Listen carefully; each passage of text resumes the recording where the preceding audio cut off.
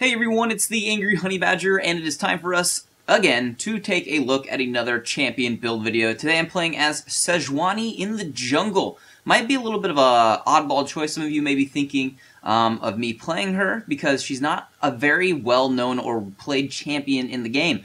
But a little fun fact for you, although she may be like in the bottom 10% for played champions, she's actually in about the top 10% for winning rates. So she's a really fun champion, surprisingly, and she wins games quite well. So I've actually had a hard time making a build for her because everybody surrenders at 20 most of the time. So luckily I did find a game where I don't completely massacre them and they do stay in the game for longer than 20 minutes, but nonetheless, we'll go ahead and start off with her abilities and what we buy for her items. At level 1, we go with a Hunter's Machete and Pots, pretty standard stuff. I'm going to get into a little bit of a fight down here in just a second. Going to pick up a couple assists. Going to get our carry some much needed kills. A first blood. I'm going to get out of here. Draven was hurting me a little bit, but that's fine. I'm just going to retreat a little bit, bust out my last health pot. I'm about to go back, and they did just pick up first blood, but Draven's going to chase them here, and I'm going to turn around as our tank and kind of initiate. Also, you can see the damage I'm going to do too, which is pretty decent. And I'll be able to use all my abilities there since I am level 4, and I take all of my abilities at least at level 1, 2, and 3, so I have them at my disposal for ganking. We'll talk about what they are, though. But level 1, 100 Machete and Pots, pretty legit easy stuff. At level 1, you're going to want to take your W ability, which is your Northern Winds, which for 6 seconds, it's that storm that circles around you. That's going to deal damage based off of just its flat rate, and then a percentage of your health. And anybody affected by your passive, which is Frost, is going to take an extra 50% damage. What Frost is, for being your passive, that is every time you standard attack an enemy, you deal a Frost or a slow to them, which then slows them by 10% for 3 seconds. Frost can also be applied by a few of your abilities as well, so we will talk about that. As for our ability that we take at level 2, we take the Q ability, which is the Arctic Assault, which you charge forward. It also applies Frost when you do hit an enemy champion, but you will stop when you hit them. It's going to deal some damage as well. It's good for initiating, getting in there, and like I said, you apply that Frost, so they're going to be slowed by 10% for 3 seconds. And then you take your E ability, which is your Permafrost, which consumes your Frost and converts it into Permafrost. It's going to deal damage, and it's going to slow them even more. So you have that you can work with. And then finally, at level 6, you have your ultimate, which is your Glacial Prison. And what that's going to do is you're going to cast, you throw out your mace or whatever she beats people with, and if it hits an enemy champion, it's going to stun them for 2 seconds and apply Frost to them. And then if it hits any of the nearby surrounding enemies, it's going to stun them for 1 second. So once they group up, you can toss in your Glacial Prison, and you can murder people that way. So you apply Frost lots of ways. So basically, you're a massive slowing machine as Sejuani. So she's got a lot of built-in CC. Now, 10% for 3 seconds really isn't that much slow. I'm going to die here. Which isn't really that much slow, but nonetheless, they are slowed, and that is helpful. So it doesn't really feel like you're getting murdered by her, like you can't ever get away, but nonetheless, it will help your team catch up to champions, or at least you'll be able to stay with people. It's actually quite easy to chase with Sejuani early, because you can just keep standard attacking them and keep just applying that passive to them. So, something to think about. So we've been making our rounds, we've been killing some stuff. When I first went back to base and I wanted to buy an item, I converted that Hunter's Machete into a Spirit Stone. You're going to want to buy one of those for the health regen, the mana regen, and obviously to help you murder things in the jungle a little bit faster. And then, as you can see with that giant spell I've picked up, that's going to be converted then with the Spirit Stone to be a Spirit of the Ancient Golem. And that's going to be a great item. It's going to give you health. It's going to give you armor. It's going to give you that health and mana regen. Going to try to get in here and help the team out. Do all we can. We're going to get in here, kind of tank it out. We're going to actually kill Blitzcrank because your Northern Winds, that circle nonsense around you, does a lot of damage. So that is the first thing that you will be maxing out with Sejuani. At least that's the first thing I max out. Then I follow that up with your Permafrost, which is your E ability. Don't take that till level 3 or 4, but max that out second, and then your Arctic Assault will be the last thing you max out. Don't forget to take your ultimate, obviously, at levels 6, 11, and 16. Not too worried about damage with her, surprisingly. I'll bait out kills like that all the time, like going back in with not much health just to make sure they're not going to go anywhere. I'll use all my crowd control to help the team out. Our team's doing really good this game. I already have 5 assists, so doing a good job at supporting and fun stuff. And yeah, another fun chat log if you want to read. They all start to argue on their team because of, I think our Lee Sin is just murdering their Caston, which is kind of funny. But we have all that going for us right now. Back at base, I did finish off that Spirit of the Ancient Golem, and I am still at boots 1, not done with those yet. But as you can see next, I'm actually starting to build some supportier items, because one of my new favorite tanky items, which helps your team, is your Aegis into your Runic Bulwark. It works amazingly on Sejuani for some reason. It's also just a good item in general. It gets you really tanky, and it's one of the better new magic resist items now that Aegis builds further on and you get more magic resist. So with the taking out the Force of Nature, which was unfortunate as we all know, but at least we have that now, which is kind of a new fun item. So I'm actually going to be building that Bulwark next. So going to pick up an easy double kill there. No one really focuses Sejuani either because you are the tank and they know they probably shouldn't go directly for you. So you can just sit and fight sometimes and just kill everyone with your Northern Winds and just with all of your damage. And you're going to sit there so long you could standard attack them to death. So Sejuani's really good for dealing damage. You'll get a surprising amount of kills. I have a bunch of games there where I'm like legendary and haven't died because they don't realize that you deal that much damage. So something to just remember if you're looking for a new jungler and someone kind of tanky, because it seems nowadays a lot of people forget to play tanks and your team's a little too squishy late game. Play Sejuani. Seriously, it's oddly fun because you get so many kills with her. So it's just something I've noticed recently. So we're gonna try all that out. Now I did go back to base and I picked up more that will go towards my Aegis, but I did just finish off my boots, which is Ninja Tabby. And a few of you might be asking why wouldn't you get Merc Treads? You don't need those because you have Tenacity built into your Spirit of the Ancient Golem. So we already have Tenacity with that item, and Tenacity does not stack. So we can actually get the Ninja Tabby boots, which are really good boots. The stats on them are awesome, but Merc Treads are usually just a little nice to have because Tenacity is kind of awesome. So a little bit of a fight here. Just going to retreat because a lot of them were there and a lot of damage was dealt. So we're going to back out of that for a second and just kind of regroup. But yes, so we're sitting at Spirit. And we're sitting with our Ninja Tabby. We're close to our Aegis, not quite there.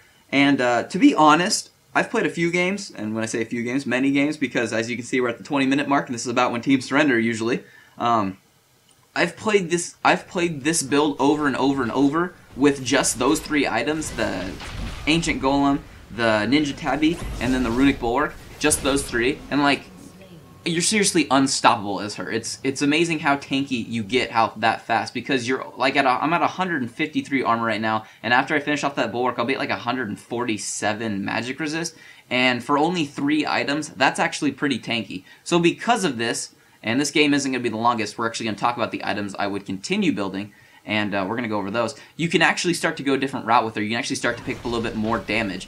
And that's something that I will do usually. If you want to get more tanky, we are going to pick up another tank-specific item, you could say, and we'll do that as well. Now here I'm getting a little fight with Blitzcrank because he wants to fight me. This is a fight I know I could easily win. He's going to go for the red buff, which is fine. I'm just going to smite it and take it that way. And now he's going to get the red buff effect on him as well. I'm going to ult and hit the whatchamacallit, the Warwick, but I knew it hit the Blitz, and then I killed Blitz, even though I didn't see him because of, you know, your whole circle of Northern Winds nonsense. And yeah, pretty easy kill. Didn't really take too much damage in that fight for just getting standard attacked by both the Golem for a little bit and by the Blitzcrank, but that's a fight he should have known he wasn't going to win, but it's whatever. I'll take that easy kill. That is what I want. So, still building, getting closer to that Bulwark. It's going to help the team out, as we know, because it gives us all those stats to help everybody out, give them armor, magic resist, and some health regen. Solid stuff right there. Now, as for my Rune Page that I do take with her, it's kind of standard, I guess, for this type of jungler. It's attack speed marks, and they're attack speed because it's going to help you clear the jungle faster. And since your passive does do the does do the frost, it's going to be nice to be able to just keep that on them when you can. And then next, I do take armor seals, and then magic resist marks, or magic resist glyphs, sorry, per level that is, and then movement speed quintessences. And movement speed quints, you've seen me take those on almost all my junglers recently, after they changed everyone's move speed in the game. Movement speed quints are basically boots 1. That's about the ratio that it works out to be. So everybody can go buy boots, and you can be a jungler with your movement speed quints, and you're going to be just as fast as them, so your ganking's not going to be negated or slowed down. There, as you can see, I just went through the wall with my Arctic Assault. You can do that, so don't forget, if you need to get away from an enemy team, you can go through damn near any walls with it. So as long as it's not crazy wide, but the base walls are pretty wide for some champions to get through, but luckily you can sneak through those quite easily as Sejuani, so just something to remember. I usually take Ghost and obviously Smite. It's going to be needed. But Ghost is kind of my go-to as well if you do not know when it comes down to ganking, because Ghost is pretty awesome for closing gaps consistently. Flash is good and quick, but if they do separate themselves from your Flash with a Flash, then you can't really catch up to them. So luckily with Ghost and its longer duration, you can Ghost in and just keep chasing. So it's really good for chasing. So that's what we're doing with that. And then as for my Masteries page, it's pretty standard for what I call my tanky junglers. It's a 1, 25, and 4 page. It's going to get me nice and tanky with a lot of durability in the jungle, and we're going to be able to do that. Here they're going to try to get in here. We're going to murder that Brand off really quick. He is dealing some decent damage, though, and we are burning because of his Torment, which is something I'll talk about in a bit. As you can see right now, I got like 170-some armor and 130-some magic resist with just those 2 main items, and then our boots. So pretty tanky right now, pretty good stuff. We're 2,400 health right now, 2,500 something, maybe more than that. Can't read, those numbers are tiny as always. And yeah, so we're kind of tanky right now. So at this point in this game, depending on how you're playing the role, you can start to go with the more tanky items towards the end of the build that I go for. Or if you're like me right now and you're 6'1 and 11 and you're like, they can't kill me, I'm going to start to get some more stuff that's going to kill them. So at this point, I'm starting to take that little bit of AP, because most of her stuff is AP ratioed, and then, you know, she has her Northern Wind, which is based off of her AP, and a percentage of your health as damage. So obviously getting really health built and tanky is good, but we're already getting that way anyways because of our items, and we will more so as this game goes on with the items I will recommend. But what I'm doing there now is getting a Rylai's Crystal Scepter, which is just going to increase the slows to become even stupider, you could say.